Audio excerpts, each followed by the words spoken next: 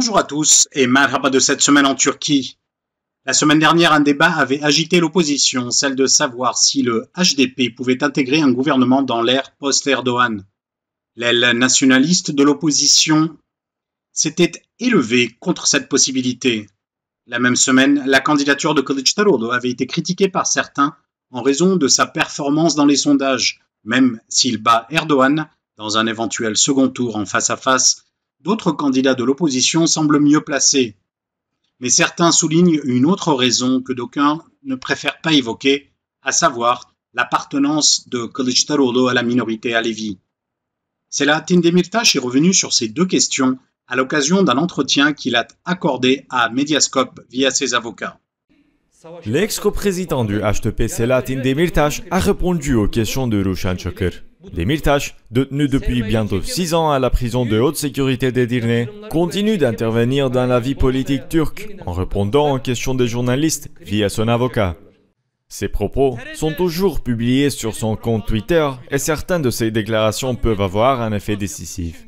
Lors des élections municipales d'Istanbul, il avait appelé à voter pour le candidat du CHP. L'électorat du HDP avait alors répondu à cet appel et avait permis à Ekrem İmamoğlu de défaire l'AKP. Aujourd'hui, il revient sur le débat qui a agité l'opposition. Le HDP est-il un parti comme un autre qui pourrait participer à un gouvernement ou n'est-il qu'une émanation d'une organisation terroriste qui devrait être interdite? Nous avons choisi de vous publier un extrait de cet entretien. Quel bilan tirez-vous du débat initié par le député CHP Gürsel Tekin autour de la possibilité que l'HDP obtienne un ministre dans un prochain gouvernement? Je trouve utile d'avoir cette discussion au préalable avant les élections. Le point positif de cette séquence, c'est qu'elle a permis que tout le monde et chaque partie de la population puisse exprimer ses vues sur ce sujet. Mais à part ça, je ne pense pas que le sujet de ce débat soit nécessaire. Gürsel Tekin, qui a soulevé le sujet en premier, n'avait pas de mauvaises intentions, mais a plutôt exprimé ce qui est normal et légitime.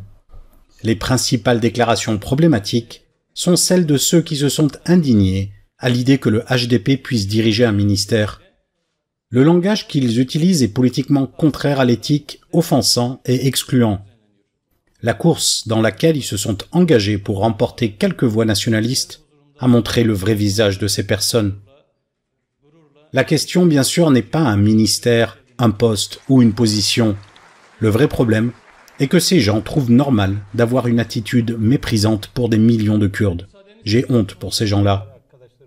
Un petit groupe qui considère la Turquie et la République de Turquie comme leur propriété privée empoisonne la politique, quel que soit le parti auquel ils appartiennent, et s'active à remplir leurs poches en divisant la société. Et lorsque leur forfaiture apparaît au grand jour, ils essayent de la cacher derrière le drapeau national. Cette mentalité a désormais transformé la Turquie en un enfer. Cela a conduit la société au point de s'effondrer économiquement, socialement et culturellement. Alors qu'une opportunité historique s'est présentée pour une révolution radicale des mentalités, un grand changement et des mouvements de réforme, il n'est pas acceptable que des gens, au nom de la soi-disant opposition, tentent de nous imposer le système actuel ou le statu quo précédent. Nous ne voulons pas changer uniquement le pouvoir, mais aussi le système. Nous ne voulons pas que ce soit le voleur qui change, nous voulons que le vol cesse. Tous les partis politiques, y compris le HDP, peuvent être inclus dans la direction du pays, du moment où ils reçoivent le mandat du peuple. De plus, le HDP a obtenu un mandat électoral dans 102 municipalités, et à cet égard, il participe déjà à la direction du pays. Mais ceux qui n'ont pas pu digérer cette situation ont destitué les élus et ont nommé des administrateurs. En faisant ça, ils ont porté un coup à la volonté populaire. Quelle différence y a-t-il entre ces administrateurs et ceux qui aujourd'hui crient « jamais aucun ministère pour le HDP ». Aussi, ces soi-disant nationalistes d'opposition se considèrent comme un centre de distribution de ministères et disent non au HDP tout en distribuant des ministères comme s'ils distribuaient des aumônes. Essayez déjà de prendre le pouvoir et nous verrons ensuite. Je me demande comment et avec quel vote espèrent-ils gagner les élections pour devenir ministre. En fin de compte, c'est le peuple qui décide des noms qui accéderont au pouvoir, pas ces gens-là.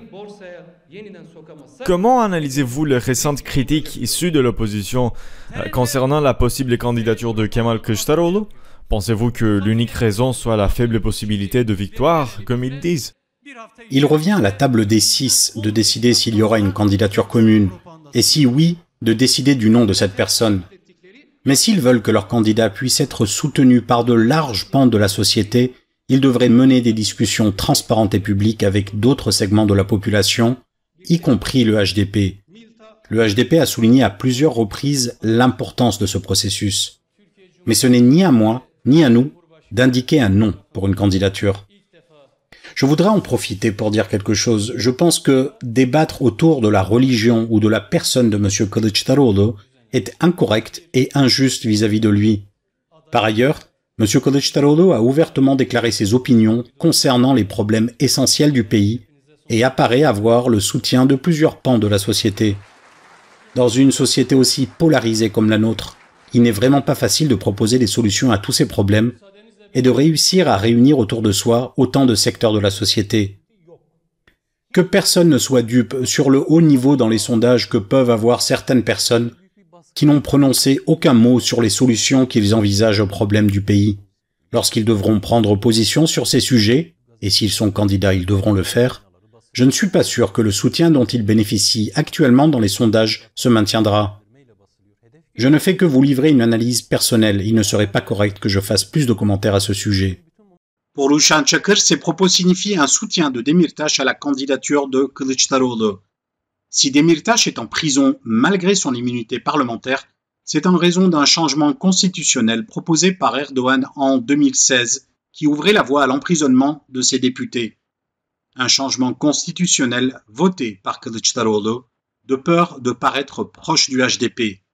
Pour Çakır, le soutien de Demirtaş à Kılıçdaroğlu, malgré ce vote, est très fort symboliquement. J'ai pu constater que Demirtaş, concernant les réponses sur Kılıçdaroğlu, a tenu des propos assez nets, assez ouverts. Peut-il y avoir des conclusions à tirer de ces réponses? Oui, effectivement. Beaucoup de personnes en ont tiré des conclusions. En partageant ces propos sur Internet, sur des sites d'information, avec comme commentaire Demirtaş soutient la candidature de Kılıçdaroğlu, ce qui est effectivement le cas. Pour rappel, il débute par commenter les attaques faites contre Kılıçdaroğlu, qu'il qualifie d'injustes. Il dit « Je pense que débattre autour de la religion ou de la personne de M. Kılıçdaroğlu est incorrect et injuste vis-à-vis de lui. » Et après cette introduction, il dit « Par ailleurs, M. Kılıçdaroğlu a ouvertement déclaré ses opinions concernant les problèmes essentiels du pays et apparaît avoir le soutien de plusieurs pans de la société. » Qu'une personne comme Demirtaş, qui est une figure importante d'un autre parti, accorde autant de légitimité à Kılıçdaroğlu est un événement à part entière. Il ne faut pas oublier que si Demirtaş et ses amis sont en prison, c'est en partie parce que Kemal Kılıçdaroğlu, en tant que chef du CHP, avait voté à l'époque en faveur du changement constitutionnel demandé par Erdogan qui avait permis de les envoyer en prison. Il y a donc une responsabilité de Kılıçdaroğlu dans cette situation. Demirtaş et ses camarades sont donc en train de payer le prix du comportement craintif de Kılıçdaroğlu, et le terme craintif est un euphémisme, en étant détenu depuis plusieurs années. Et malgré cette situation, Demirtaş soutient Kılıçdaroğlu. Donc ça, c'est très important. Le président et chef de l'AKP, Recep Tayyip Erdogan, tente de conforter sa stature internationale en participant à titre d'observateur au sommet de Samarcande de l'Organisation de coopération de Shanghai. La 22e réunion de chefs d'État de l'Organisation de coopération de Shanghai s'est terminée, alors que le président de l'AKP et président Recep Tayyip Erdogan a rencontré de nombreux dirigeants dans le cadre du sommet. Les plus marquants d'entre eux ont été les entretiens avec le dirigeant chinois Xi Jinping et le président russe Vladimir Poutine. Une déclaration commune a également été publiée à l'issue du sommet. Lors de ces sommets, auxquels assistaient pour la première fois le président de l'AKP et le président Recep Tayyip Erdogan, le dirigeant chinois Xi Jinping a effectué un voyage à l'étranger pour la première fois depuis le début de l'épidémie du coronavirus.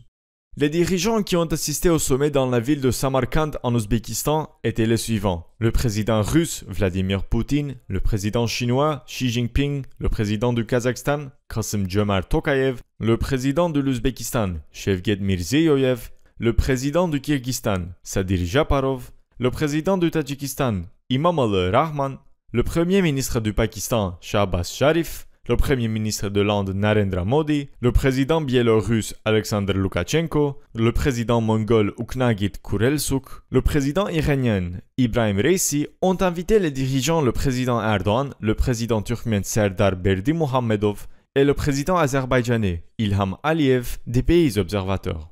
Erdogan a rencontré de nombreux dirigeants dont Poutine et Xi Jinping lors du sommet. Parmi les autres dirigeants rencontrés par Erdogan figuraient le président azerbaïdjanais Ilham Aliyev, le premier ministre pakistanais Shahbaz Sharif, le président mongol Ukhnagit Khurelsukh, le premier ministre indien Narendra Modi et le président ouzbek Shavkat Mirziyoyev.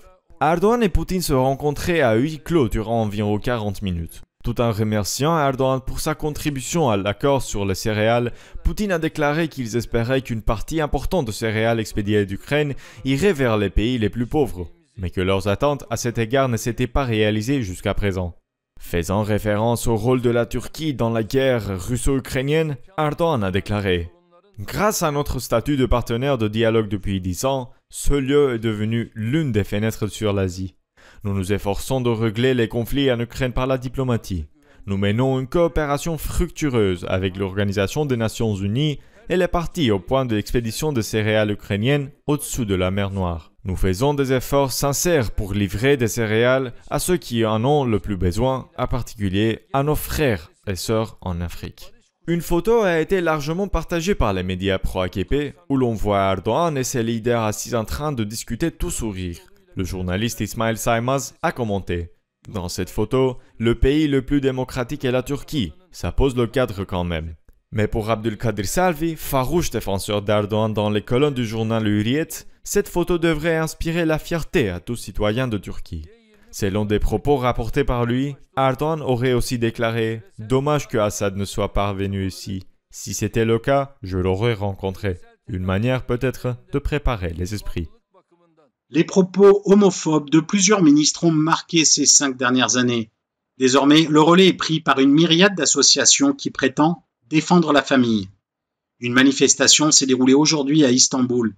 Le spot de campagne de ce collectif, qui appelait à manifester, a été diffusé par les chaînes de télévision sur ordre du Haut Conseil de radio et télévision, un spot déclaré d'intérêt public.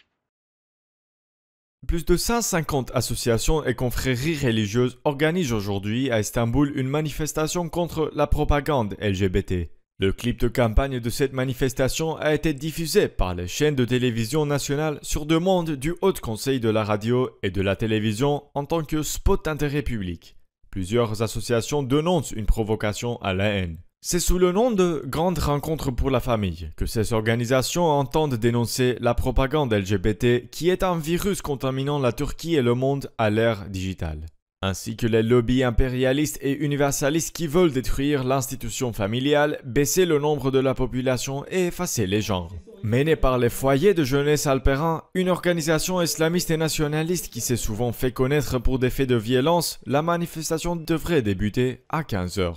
Les principaux partis d'opposition sont restés silencieux, excepté quelques partis de la gauche radicale. Ercüment Akdeniz, secrétaire général du Parti du Travail, a déclaré « Désigner comme cible la communauté LGBT ou la Convention d'Istanbul est un délit de la haine.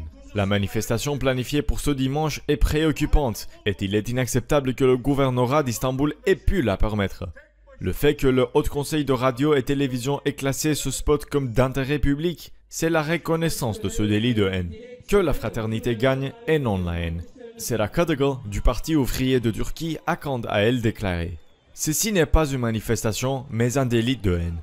Ceux qui n'osent pas s'élever contre ce délit pour ne pas froisser les sensibilités de conservateurs ne se limitent pas à oublier la Constitution, mais règnent également leur humanité. Si votre sensibilité scientieuse est supérieure à la Constitution, je vous conseille de fermer boutique. » Le silence des principaux partis politiques d'opposition a été contrebalancé par des artistes à l'image de Mapel Fatih, Füsun Demiral et Aleyna Tilki qui ont appelé à la solidarité avec la communauté LGBTI+. L'association des familles LGBTI+, l'ISTAG, a déclaré que ceux qui veulent manifester manifestent, mais qu'ils nous laissent aussi s'exprimer. Les LGBTI+, ne sont pas que des initiales, ce sont aussi des membres de nos familles. Que ces gens manifestent pour que nous voyions qui ils sont, pour que nous nous rappelons qui ils sont. C'est tout pour cette semaine. Merci de nous avoir suivis. À la semaine prochaine.